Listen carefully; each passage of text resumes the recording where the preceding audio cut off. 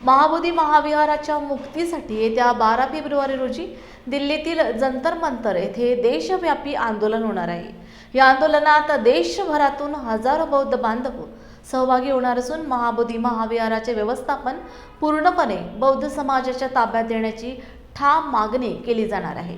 या संदर्भात बोलताना आमदार व माजी मंत्री राजकुमार बडोले म्हणाले की महाबोधी येथे भगवान बुद्धांना ज्ञानप्राप्ती झाली हे संपूर्ण जग मान्य करतं, मात्र आज त्या पवित्र स्थळी बुद्धांना स्थान नाही, ही अत्यंत दुर्दैवी बाब आहे।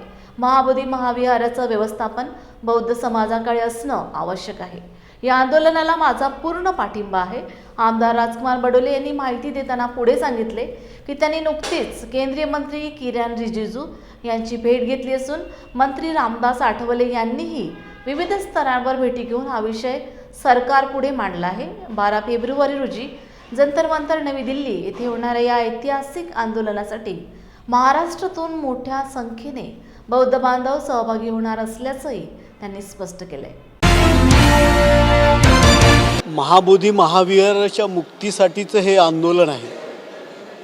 मागच्या साधारणतः 150 वर्षापासून बोधगया येथील महाबोधी महाविहाराच्या मुक्तीचं आंदोलन सुरू आहे आणि खरं म्हणजे प्रत्येक धर्माचं त्यांचं स्वतःचं पवित्र तीर्थ असते।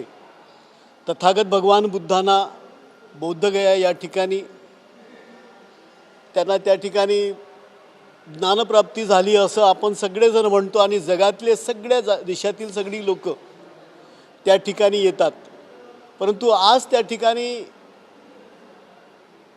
बौद्धांचं त्या ठिकाणी नियंत्रण नाही आहे आणि म्हणून हा जो आंदोलन आहे की त्यांचं बौद्धाचं हे जगातलं पवित्र स्थान आहे आणि हे बौद्ध धर्मीयांनीच चालवावं, व्यवस्थापन पण त्यांच्याचकडे असावं, अशा पद्धतीची मागणी सातत्यानं त्या ठिकाणी होते आहे।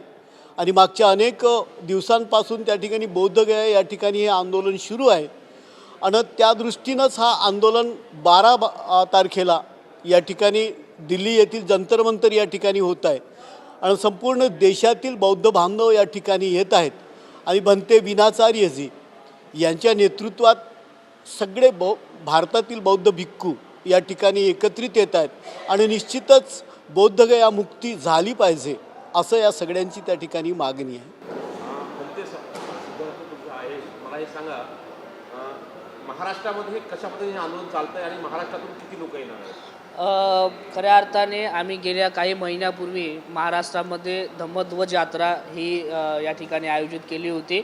संपूर्ण महाराष्ट्रामधून दीक्षाभूमी ते चैत्यभूमीपासनं आम्ही या ठिकाणी पुन्हा विदर्भापर्यंत उर्वरित भागाची यात्रा नियोजित केली होती। या यात्रेमध्ये जेवढे तळागाळातील लोक आहे, बौद्ध अनुयायी आहे, त्यांना जागृत करण्याचं या यात्रेच्या माध्यमातून आम्ही काम केलं होतं आणि त्यांना जी खऱ्या अर्थाने जी परिस्थिती आहे, बुद्धगया हा विषय बऱ्यापैकी जे अभ्यासू लोक आहे, जे बौद्धगयाला जातात, त्यांना माहिती आहे की बुद्धगयेतील जे 1949चा जो ॲक्ट आहे तो कशा रीतीने असंविधानिक आहे हे तळागाळातील बौद्ध लोकांना, बौद्ध अनुयायांना माहिती नाही, परंतु हे सांगण्याचं काम, महाराष्ट्रामध्ये जनजागृती करण्याचं काम या ठिकाणी या यात्रेच्या माध्यमातून आम्ही केलं होतं। कारण देशातील सर्वात जास्त बौद्ध समाज, आंबेडकरी समाज हे महाराष्ट्रामध्ये असतो आणि कुठल्याही प्रकारचं आंदोलन असेल बौद्ध समाजाचं, आंबेडकरी समाजाचं, हे यशस्वी करायचं असेल तर महाराष्ट्राचा हा सिंहाचा वाटा असतो।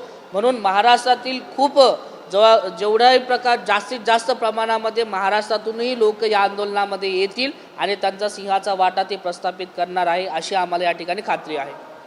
ज्यांच्या नेतृत्वामध्ये हे आंदोलन होतंय त्यांच्यावरती बोधगयामध्ये हल्ला झाला, त्यांना तुरुंगात देखील टाकलं होतं। ओके, त्याच्या संदर्भात कोणी माहिती आहे? कसं आहे, कुठल्या प्रकारचा एखादा व्यक्ती संघर्ष करत असेल तर त्याला खाली पाडण्याचं काम, त्याला खाली खेचण्याचं काम करणारे भरपूर तयार होतात आणि त्यातील शासनाला या ठिकाणी मान्य नाही आहे की बौद्धांच्या ताब्यात हे बुद्धविहार आलं पाहिजे।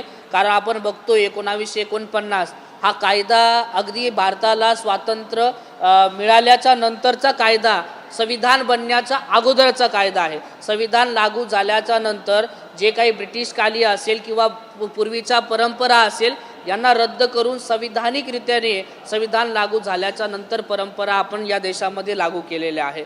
परंतु आता आपण बघतो 1949चा कायदा जो असंविधानिक आहे, कारण हे बौद्धांचं बुद्धविहार आहे आणि बुद्धविहार असताना बौद्धाचं व्यवस्थापन हे बुद्धविहारात असलं पाहिजे. मग तिथे इतर धर्मीय का, बौद्धांच्या विहारामध्ये इतर धर्मीय का, असा हा संविधानिक प्रश्न आहे. कारण इतर धर्मीयांच्या मंदिरामध्ये बुद्धांचे कुठलेही बंतेजी नाही आहे, कुठलेही धर्मगुरू नाही आहे, कुठलेही वेगळे अनुयायी नाही आहे. तर हा मुद्दा आहे आणि या मुद्द्यातला जेव्हा आमचे धम्मबंधू विनयचार्य यांनी हाताळलं आणि देशभरामध्ये याचं या ठिकाणी व्यापक काम केलं, जनजागृतीचं काम केलं, तर 1949 नंतर अनेक सरकार आले, अनेक सरकार बदलली, परंतु हा कायदा कुणीही बदलण्याचा प्रयत्न केला नाही, याच्याकडे दुर्लक्षित केलं. तर त्यामुळे काय झालं की जेव्हा यांनी हे आंदोलन तयार केलं तेव्हा सरकारला ही गोष्ट नको आहे, त्यामुळे त्यांना आंदोलन खतम करायचं होतं. म्हणून त्यांना जवळपास 68 वर्ष पहिल्या धर्मगुरू असेल की कुठल्या तरी धार्मिक आंदोलनासाठी जेलमध्ये 68 दिवस राहिले. तर हे विषय होतात आजचा. तुम्ही काही मंत्र्यांच्या भेटी घेतल्या, कोणाकोणाच्या भेटी घेतल्या दिल्लीत आणि खासदारांच्या काही भेटी घेतल्या, कोण कोण येणार आहे, पटोले साहेब तुम्ही बोला. मी मुळातच या महाबोधी महाविहाराला समर्थन देण्यासाठी या ठिकाणी आलो आहे. आणि मग या ठिकाणी जर पाहिलं तर युनायटेड नेशन्सनं पण 2002मध्ये या महाबोधी महाविहाराला वर्ल्ड हेरिटेजचा दर्जा दिलेला आहे. खरं म्हणजे ही वास्तू अत्यंत पवित्र आहे आणि म्हणून मी महाराष्ट्रात पण भंतेजी, विनाचारीजी आणि सगळी मंडळी माझ्याकडे आली होती. ही लोक सगळ्या मंडळींना भेटली, सगळ्या राजकीय लोकांना भेटली आणि मुंबईमध्ये पण आदरणीय रामदास आठवले साहेब असतील, आमची काँग्रेसची सगळी मंडळी असतील, ह्या सगळ्यांनी मिळून त्या ठिकाणी मोठी सभा पण झाली होती. आणि आम्हा सगळ्यांना वाटते का महाबोधी महाविहार आहे हा बौद्धांच्या नियंत्रणात ताब्यात असला पाहिजे, त्या ठिकाणचं व्यवस्थापन आहे हे आम्हा सगळ्यांच्या ताब्यात असलं पाहिजे, एवढीच भूमिका आहे. आणि म्हणून मी या ठिकाणी यांच्यासोबत आज आलेलो आहे. मला वाटतं सगळ्या मंडळींना, आदरणीय किरण रिजिजू साहेब असतील, आठवले साहेबांनी, सगळ्या खासदारांना, ही सगळी मंडळी, आमची भिक्खू मंडळी त्या ठिकाणी भेटत आहेत आणि आम्ही सगळीजणं या ठिकाणी त्यांना सहकार्य करण्याच्या दृष्टीने या ठिकाणी आलेलो.